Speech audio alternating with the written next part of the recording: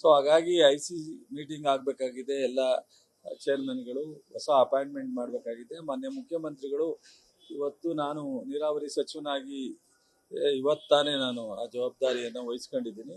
ಹಾಗಾಗಿ ಕ್ಯಾಬಿನೆಟ್ಗಿಂತ ಮೊದಲು ಮುಖ್ಯಮಂತ್ರಿಗಳ ಜೊತೆ ಮಾತಾಡಿ ಕ್ಯಾಬಿನೆಟಲ್ಲಿ ತೀರ್ಮಾನ ತಗೊಂಡು ಇದ್ರ ಬಗ್ಗೆ ಎಲ್ಲ ಡ್ಯಾಮ್ನಲ್ಲೂ ಸಹ ಎಲ್ಲೆಲ್ಲಿ ಅವಶ್ಯಕತೆ ಇದೆ, ಕುಡಿಯೋ ನೀರಿಗಿರ್ಬೋದು, ಟ್ಯಾಂಕ್ ಫಿಲಪ್ ಇರ್ಬೋದು, ಸ್ಟ್ಯಾಂಡಿಂಗ್ ಕ್ರಾಪ್ಸ್ ಇರ್ಬೋದು, ಇದನ್ನೆಲ್ಲ ನೋಡ್ಕೊಂಡು ಸುಪ್ರೀಂ ಕೋರ್ಟ್ ಮುಂದೆ ಈಗ ಆಲ್ರೆಡಿ ಹೋಗ್ಲಿಕ್ಕೆ ತೀರ್ಮಾನ ಆಗಿರೋದ್ರಿಂದ ಸೋಮವಾರ 17ನೇ ತಾರೀಕು ಅವರ ಅಪ್ಲಿಕೇಶನ್ನು ಬರ್ತಾ ಇದೆ.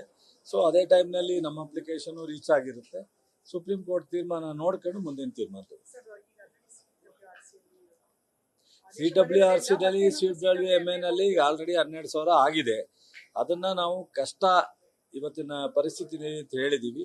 ಅಲ್ಲಿ ಸ್ಟೋರೇಜು, ಇಲ್ಲಿ ಸ್ಟೋರೇಜು ಮತ್ತು ಎಲ್ಲನ ಪರಿಗಣಿಸಿ ನಾವು ಒಂದು ಸ್ವಲ್ಪ ರೆಡ್ಯೂಸ್ ಮಾಡಬೇಕು ಅಂತ ಏನು ಕೇಳಿದೀವಿ. ಅದನ್ನ ಸುಪ್ರೀಂ ಕೋರ್ಟ್ ಸೋಮವಾರ ಸಹ ಏನು ತೀರ್ಮಾನ ಕೊಡುತ್ತೆ ನೋಡ್ತೀವಿ.